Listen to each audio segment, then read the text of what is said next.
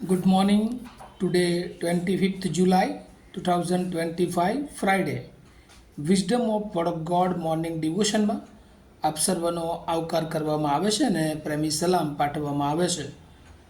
આજે સવારે આપણે પ્રભુના વચનોમાંથી નીતિવચન એનો 14મો અધ્યાય અને એની પહેલી કલમ ઉપર ટૂંકું મનન કરવા માગીએ છીએ. અને નીતિવચન 14 અને 1 આ પ્રમાણે કહે છે: દરેક ડાહી સ્ત્રી પોતાના ઘરની આબાદી વધારે છે અને મૂર્ખ પોતાના જ હાથથી તેને તોડી પાડે છે. એનઆઈવી બાઇબલ પ્રમાણે, the wise woman build her house but with her on hands the ફુલિશ one tear Har downs. અને આ પ્રભુનું વચન છે. અને આજે સવારે જે કન્ટિન્યુ પ્રભુ આપણને ન્યાય અને દુષ્ટતા સંબંધી જે શિક્ષણ આપી રહ્યા છે, અને એમાં ખાસ કરીને આજે સવારે પ્રભુ જે શિક્ષણ આપે છે એને થીમ તરીકે જોઈએ તો prosperity in the house hold. ઘરમાં સમૃદ્ધિ કેવી રીતે આવી શકે. ઈશ્વરે આ પૃથ્વી પર માણસ એકલો રહે એ સારું નહીં એ ઈચ્છીને કુટુંબની વ્યવસ્થા કરી, અને કુટુંબ પ્રભુએ બનાવ્યું, અને એમાં સ્ત્રી અને પુરુષ અને બંનેને જુદી જુદી રીતે જવાબદાર વ્યક્તિઓ તરીકે કુટુંબને આગળ લઈ જવાને માટે એ સ્થાપ્યા. અને પ્રભુ ચાહે છે કે આ પૃથ્વી પર એક કુટુંબ તરીકે આપણે વૃદ્ધિ પામીએ, અને એમાં ખાસ કરીને જે કુટુંબનું જે એક ભાગ, એક પાત્ર અને એ સ્ત્રી.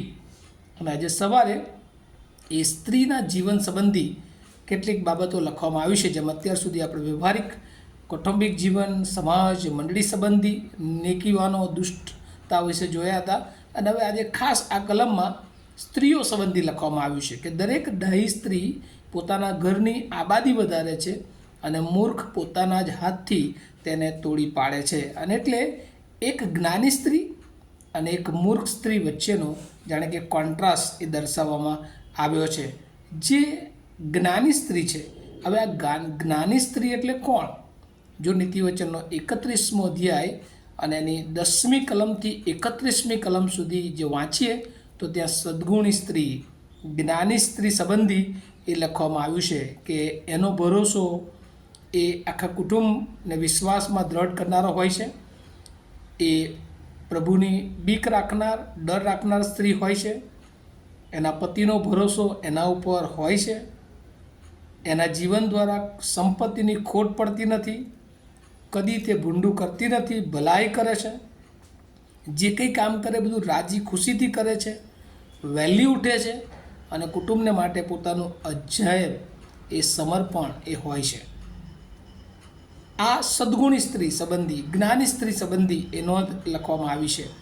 જ્યારે નીતિવચનના પુસ્તકમાં 7મો અધ્યાય અને એની 10થી 23મી કલમ પર જો આપણે જોઈએ તો ત્યાં જે સ્ત્રી છે કે જે મૂર્ખ સ્ત્રી, કે જે કપટી હોય છે, જે સ્વચ્છંદી હોય છે, જેના પગ ઘરમાં એ ટકતા નથી, એ બીજાઓને વશ કરનારી હોય છે, ઈશ્વરની બીક એના જીવનમાં જોવા મળતી નથી. અને આ બંને સ્ત્રીઓના એ ખાસ કેરેક્ટર્સ એ અહીંયા નોંધવામાં આવ્યા છે. અને એ દ્વારા એક સ્ત્રી જે છે એ પોતાના જીવન દ્વારા એ સમૃદ્ધિ અથવા તો પોતાના કુટુંબની વૃદ્ધિ કરે છે. અને બીજી જે મૂર્ખ સ્ત્રી એ પોતે જ પોતાના ઘરને તોડી પાડે છે. અને એટલે good choices and bad choices, સારી પસંદગી અને ખરાબ પસંદગી, એ બંને બાબતો એ સ્ત્રીઓના જીવનમાં પણ હોય છે. અને એટલા માટે જ્યારે પ્રભુ આપણા જીવનને પસંદ કર્યું છે એના લોકો તરીકે, અને ખાસ કરીને પ્રભુએ કુટુંબ તરીકે બનાવ્યા છે, ત્યારે પ્રભુ ચાહે છે કે કુટુંબ એક યુનિટ હોય, એક એકતામાં હોય. પતિ પત્ની હવે બંને એક થઈને જો જીવનમાં આગળ વધે છે તો તે ખૂબ સમૃદ્ધિ અને ખૂબ આત્મિક આશીર્વાદો લણે છે. પરંતુ આજે જોઈએ છે કે ઘણા બધા કુટુંબોમાં કજિયા, કંકાસ, પતિ પત્ની વચ્ચેના જે ઘર્ષણો છે, નાની નાની બાબતોમાં, એ બંનેના જીવનોમાં જે બધી બાબતો દેખાય છે, અને એના કારણે આજે કુટુંબ એ શાંતિમાં જીવન જીવી શકતું નથી. પણ ઈશ્વર ઈચ્છે છે કે જો સ્ત્રી અને પુરુષ, કારણ કે સદ્ગુણી સ્ત્રીમાં એક પુરુષ સંબંધી પણ લખવામાં આવ્યું છે કે જે સ્ત્રી સદ્ગુણી છે એને પોતાનો પતિ હંમેશા એની સંભાળ રાખે છે. અને એટલે પતિ અને પત્ની એ બંને એકબીજાને માટે એ પ્રભુએ બનાવ્યા છે, પણ બંનેની જુદી જુદી જવાબદારીઓ, લાક્ષણિકતાઓ પ્રભુએ આ પૃથ્વી પર મૂકી છે. અને એ પ્રમાણે જો તેઓ એકમેકને મદદ કરે અને કુટુંબની સંભાળ રાખે તો એ કુટુંબ એ ગોડલી કુટુંબ તરીકે ઈશ્વર એને આશીર્વાદિત કરે છે અને એમની બધી જ જરૂરિયાતો પ્રભુ પૂરું પાડે છે. પણ પેલી ગુજરાતીમાં કહેવત છે કે ઘર ફૂટે ઘર જાય. જો ઘરના વ્યક્તિઓને જ એકબીજા પર ભરોસો ના હોય તો તે એ કુટુંબને આગળ લઈ જઈ શકતા નથી. પ્રભુની ઈચ્છા અને પ્રભુની યોજના, પ્રભુના ઈરાદાઓ જે કુટુંબમાં પરિપૂર્ણ થતા નથી એ કુટુંબ એ આશીર્વાદિત થતા નથી. અને આજે આપણા કુટુંબોમાં જોઈએ છે કે ઘણા બધા કુટુંબોમાં તકલીફો છે, મુશ્કેલીઓ છે, પ્રશ્નો છે અને કુટુંબો ઘણી બધી વાર એ તૂટી રહ્યા છે.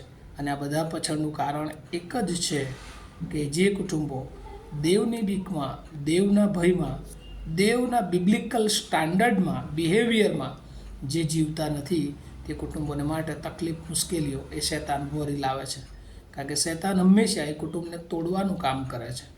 શૈતાન હંમેશા એ કુટુંબ એ નાશમાં કેવી રીતે જાય એ પ્રયત્નોમાં હોય છે. અને ત્યારે વાલાઓ, પ્રભુ આપણને આ નીતિવચન દ્વારા શિક્ષણ આપે છે કે પ્રભુએ આપણું કુટુંબ સ્થાપ્યું છે, પ્રભુની ઈચ્છાથી આપણું કુટુંબ સ્થાપવામાં આવ્યું છે. ત્યારે એ કુટુંબને બચાવવાની જવાબદારી એ આપણી છે, એ કુટુંબને સમૃદ્ધ કરવાની જવાબદારી એ આપણી છે. એ કુટુંબમાં પ્રભુની બીક, પ્રભુનું ભય જો આપણે રાખીએ છીએ તો આપણા બાળકો પણ એ બધું શીખે છે અને પછી એ અજોડ અને યુનિક કુટુંબ બને છે. પ્રભુનું આવું નજીક છે ત્યારે કૌટુંબિક જીવન તરીકે પણ આપણે પ્રભુને મળવાને માટે તૈયાર રહીએ.